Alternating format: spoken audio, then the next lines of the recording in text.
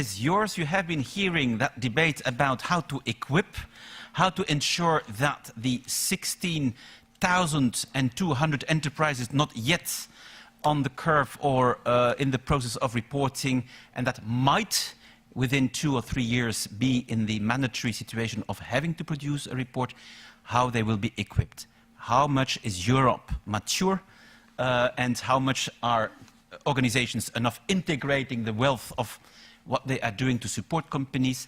Please react to the initiatives or insights you have received from the panel.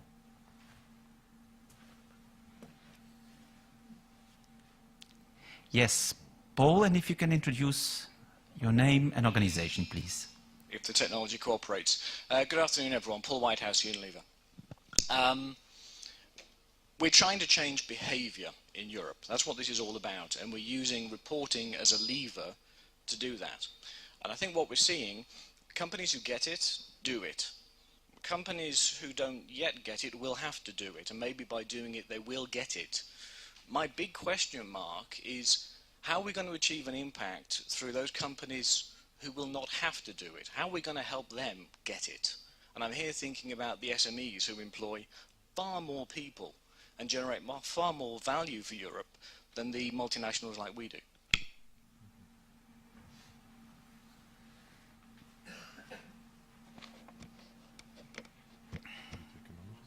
We take another question, and we will not answer. You will not go to lunch before contributing also to this interactive debate. We can wait. No, please share any views or set any question if you want.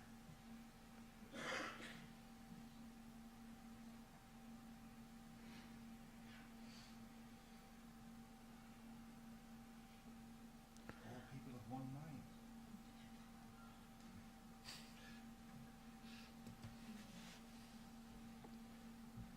Yes, Noterdaeme.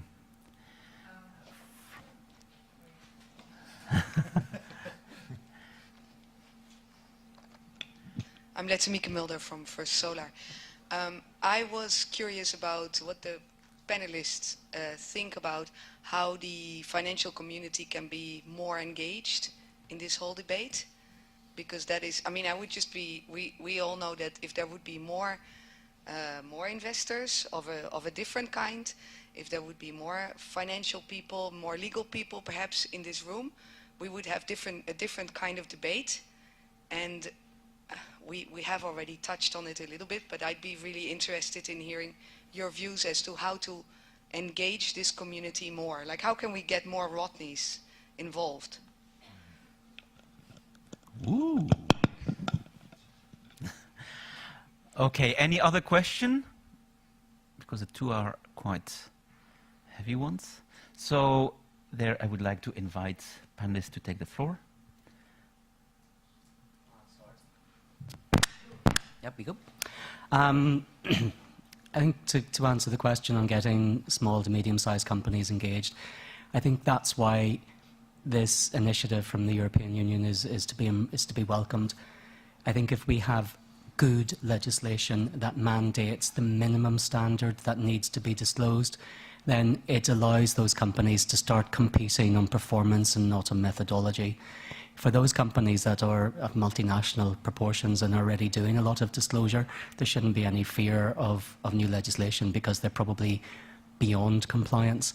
But making it mandatory and, more importantly, making it a little bit more rules-based with clear guidance on what is and is not expected, with a clear understanding of what is material and what's not material, will at least create a level playing field for which these companies can move forward. That's what SASB is doing in North America. They're creating a simple set of key metrics that all companies will have to disclose, but it allows people to go beyond that if they wish. So, you know, if we talk about behaviour change, the reason the law exists is to get behaviour from its citizens of a country in one particular direction. And I've sat through many conferences where speakers have said, oh, but principles are the way forward, and it is the responsibility of boards and supervisory boards and non-executives to guide through good governance. It isn't working. You You know, people have their own agendas. People suffer as human beings from cognitive bias, so they can discount the future at whim to justify their short-term means. That's why I think the current definition of risk management is detrimental to sustainable development, and why we at WBCSD are pushing for a new definition of risk. We believe that companies shouldn't be predicting the future, they should be managing it. And that's where the concept of probability is redundant and the concept of vulnerability becomes important. Perhaps also this concept of diversity really needs to be embraced. Perhaps Lehman's sisters would still be with us if it wasn't their brothers that were running it, because gender and cultural diversity does bring different perspectives. So maybe a long way of saying it, the legislation, if properly written, and that's the test, will actually create a level playing field and allow European companies to compete on performance, not on methodology. With regards to wanting more Rodneys, be careful what you wish for. As many of my panelists would probably say, I think what's missing is a clear understanding amongst many people who enter the business world, and particularly those of us involved in finance and compliance, that sustainability reporting does have a role for them. And that's why we advocate that you endorse your finance people and bring them on board and let them provide solutions to your data capture, data collection and control issues, and improve efficiency internally. With respect to the investors, time will tell, but companies need to provide information that they're going to want to read and they're going to want to utilise. And if you're on a 300-page sustainability report, may be lovely, may be great to get you off to sleep of an evening, but I assure you, the people that you want to read it won't. And therefore, we're totally in favour of the Integrated Reporting Council's concept of conciseness. It has to be concise, it has to be readable, and if you can't read it in an hour, then you're on a road to nowhere. Thanks, Rodney. Jessica? So, Rodney mentioned earlier a project that I'm executive chair of, which is the Accounting for Sustainability project, which, in collaboration with GRI and the International Federation of Accountants, set up the IIRC. And A4S is focused specifically on helping the finance community, CFOs, finance functions in particular, to really understand sustainability and integrate into their role and what they do. We have a CFO network which is growing rapidly. One of the results of that is, as Rod mentioned, the programme with Cambridge University and WBCSD to help provide some training. So I think there's some specific things that are happening there, and certainly what we see is increased involvement of CFOs, increased interest from CFOs, and certainly that community is very keen to really show some leadership and some much more visible leadership in terms of their views around this agenda. I think linked to that, one of the things that they have expressed as a clear priority and an area of frustration is that they don't see pull from their shareholders, their investment community. So again, we're doing some work on that, but I know that there are a lot of other things happening. For example, FAS, the European Federation of Financial Analyst Societies, in collaboration with a number of other organisations, really looking at the training that is provided to the investment community. And also acknowledgement from some of the CFOs and finance functions that actually they often don't have the confidence, the capacity, the information or the context to really present that more strategic picture of the business, the sustainability of business models to their investment community, and actually a commitment in the next rounds of reporting and dialogue with investors to really stand up and present that picture and bring the questions back to a more strategic, longer-term context. And that's something that I would say to you, for your companies, is actually challenge yourselves on whether you're not getting the questions and therefore not providing the information, or whether you're providing the information and not getting the questions. And I think that if you speak to a lot of investors, they say, we ask the questions, we don't hear any response, or they're not saying anything about it. So clearly it's not important to them. So I think there's a little bit of realignment needed there. Just on the point of training, the members of A4S represent actually 60% of the world's accountants, and they have all committed, our members, to integrate sustainability into their training and qualification programs as one of the conditions of membership. So again, I think you're seeing a real push there, and hopefully that will, over time, really build some of the capacity. Thank you, Jessica. Ernst? Very quickly, important question on the SMEs. Yes, enormously important. Though I think we need to understand that we're in a process here that needs to develop, hopefully not step by step, jump by jump. It is important actually to therefore start with a category of companies that has the capacity, that is where we can focus, 18,000 now of all companies in Europe with over 500 employees.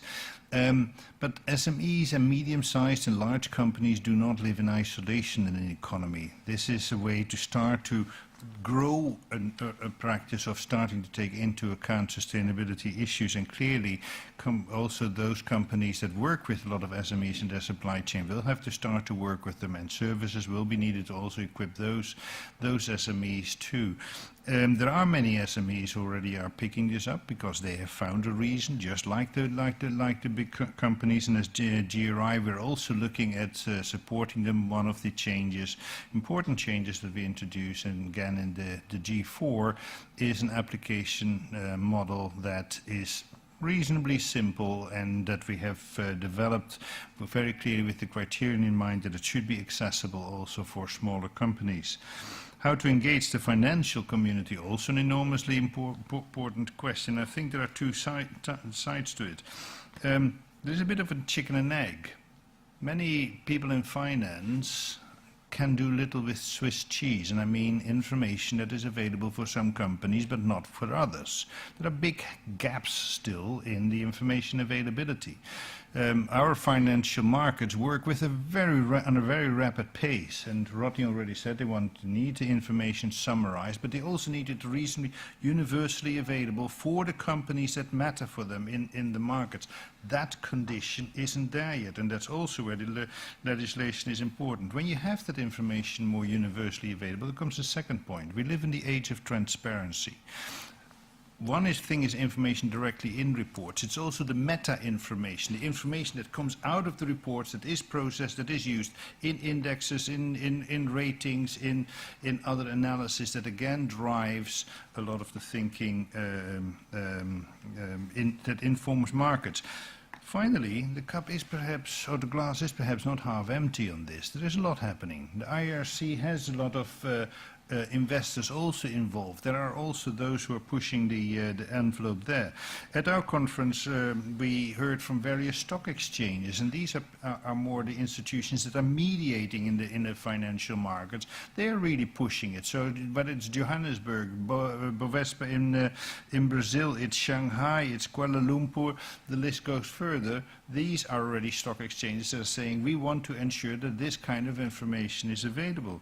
We had Sandy Fruger from NASDAQ, the vice president, speaking there, and he is busy with an initiative that he wants to take to the World Federation on exchanges. Now, he comes from the heart of financial markets, from New York. His position is not different from the WBCSD's. This is information that markets need. It needs to become available. So you see that there is also a drive there. Investors, financial markets are reasonably new in this field. I think they've joined a couple of years ago, but you see the leading institutions there very much engaging, and that I would expect is a momentum that we will see strengthening over the coming years. Thank you. Just to add to that, I think there's something that we've talked about. There's an elephant, and there's usually a herd of elephants in every CSR debate. But I think it's important to emphasize timeliness here. We've done a survey of WBCSD membership, and these are supposedly people that are at the progressive end of reporting. But there is still a 4 to 6 month gap between the disclosure on financial results and the disclosure on non-financial performance. So if a company is really serious about integrating the performance of its entity into a holistic view, then those two need to come together. And if anything, it's the non-financial performance that needs to be sped up. a lot of organizations look at financial or non-financial performance purely as an external disclosure obligation. And I find that really worrying, because you can't run a business if you only calculate data once a year. It needs to be as frequent as the financial data. And so there is a real obligation here on your financial communities and your strategy departments to actually start getting smarter about data capture.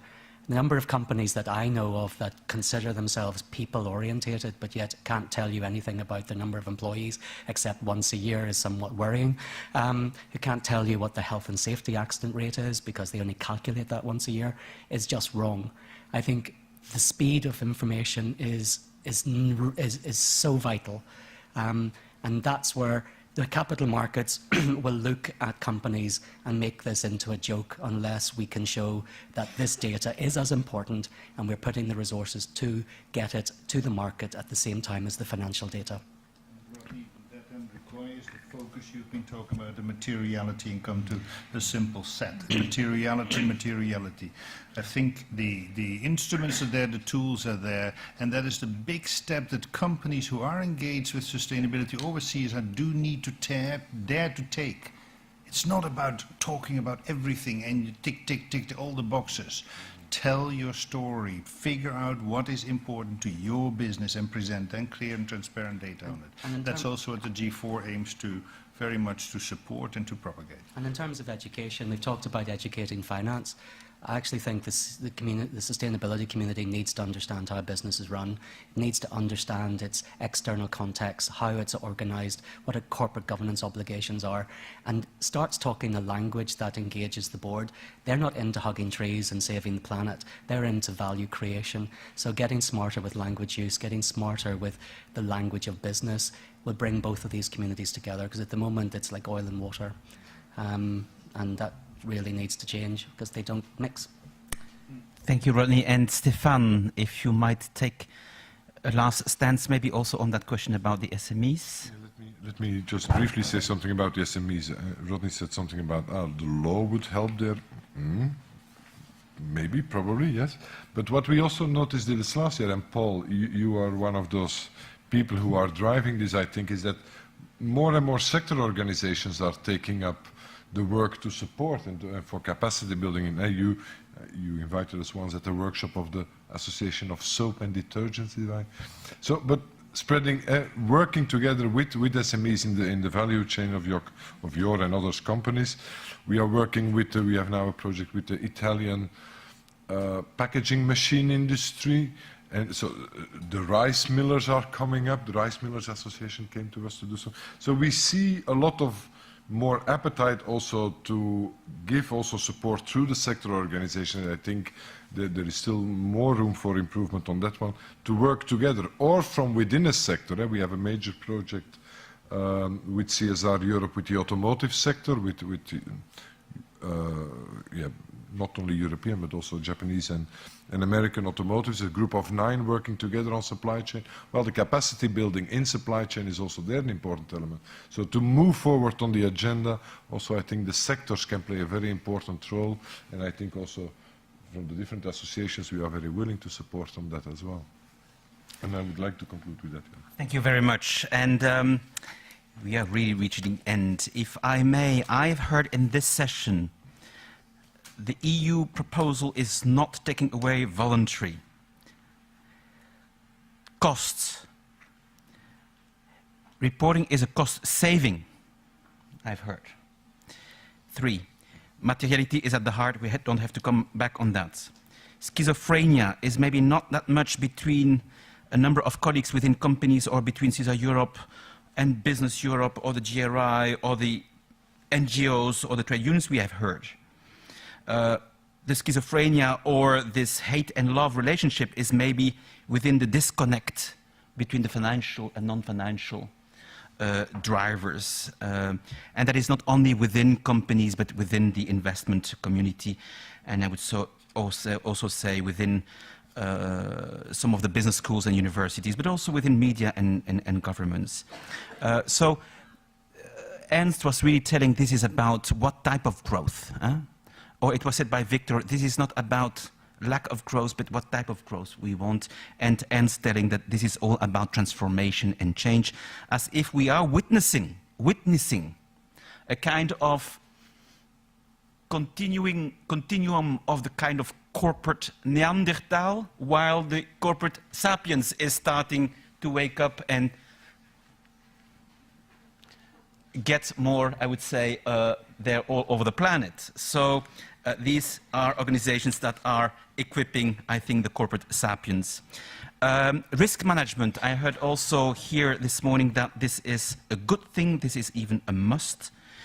And then regarding the need to support or the need for guidance to make companies ready, there I take just that proposal of Stefan for all these organizations and also with governments and the EU that will be at the heart of that joint letter, the need to reflect, can Europe afford, should it afford a kind of European Center for Integrated Performance through better management and through better sustainable reporting, and tomorrow by 2020 maybe with a kind of critical mass of integrated reporting. Then last but not least, it was mentioned by Rodney, and I thank him for that. I think it's an alarm bell. It's also a shared responsibility for all its education, the next generations. I think they are still being taught about the pure shareholder model, maybe not enough about the stakeholder business model.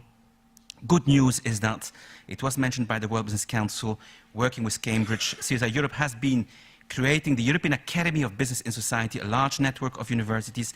Ethos in Brazil did the same to create a network of universities and business schools on these issues. BSR in the US is doing that, and our colleagues in the WTO China are also really accelerating the relationship and cooperation with universities and business schools. That is, I think, a good start.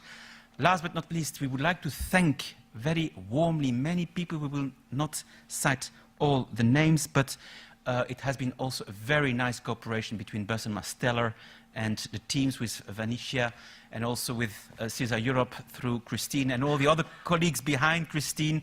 We also would like to thank the companies like Michel Band or it was mentioned, Enel and others, who would not have made it possible for us to really accelerate the pace of cooperation and competition which we need in this field. So thank you also to all of them.